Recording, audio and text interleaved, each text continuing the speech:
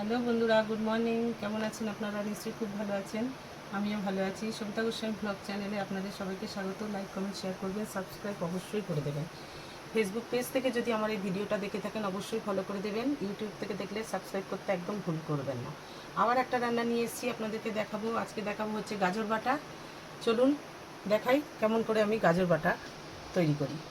এই যে 3টে গাজর ছিল, সেই গাজরটাকে আমি গ্রেট করে রেখেছি, ভালো করে ধুয়ে খোলা ছাড়িয়ে গ্রেট করে রেখেছি। এটা আমি এর মধ্যে দিয়ে এবারে আরেকটু ভালো করে মিহি করে পেস্ট করে নেব। এভাবেও করা যেতে পারতো, কিন্তু আরেকটু ভালো করে একদম মিহি করে নেব বলেই আমি আবার গ্রাইন্ড করে নিচ্ছি। আর এতে দিয়ে দেবো 2 কি 3টে কাঁচা লঙ্কা, যে যেরকম ঝাল খাবে। আর দিয়ে দেবো হচ্ছে 4টে রসুনের কোয়া। এই রসুনটা আমি একটু থেতো করে দেব। একটু থেতো করে দিলাম, মানে অল্প রসুন তো গোটা গোটা থেকে যেত, ভালো পেস্ট হতো না, সেজন্য। আর একটু জল দিয়ে দিলাম, দিয়ে আমি পেস্টটা করে নেব।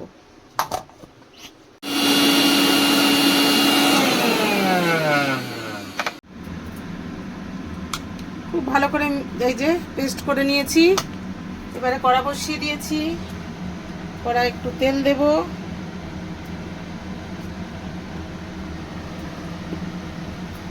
দিয়ে দেবো হচ্ছে কালো জিরে,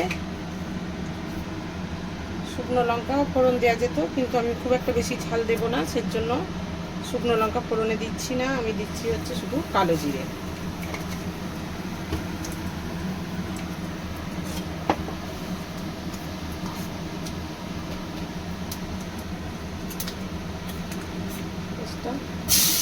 করে দিলাম।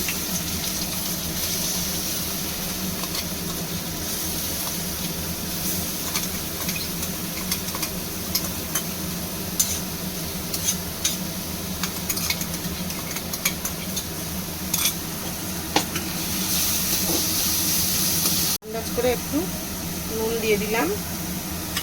যেহেতু গাজর মিষ্টি মিষ্টি, সেহেতু আমি এর মধ্যে আর চিনি দেবো না। দিয়ে দেবো একটু হলুদ।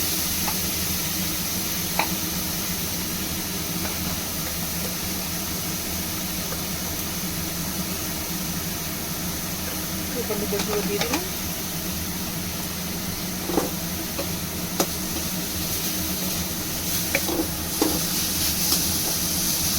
এই যে গাজরটা একদম রেডি হয়ে গেছে। আমি এবার এটাকে নামিয়ে নেব।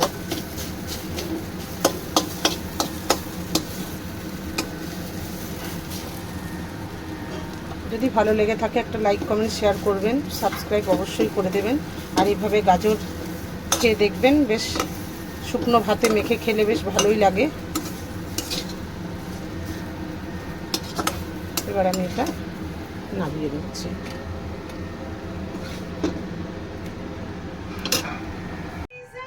গাজর বাটা নামিয়ে নিয়েছি।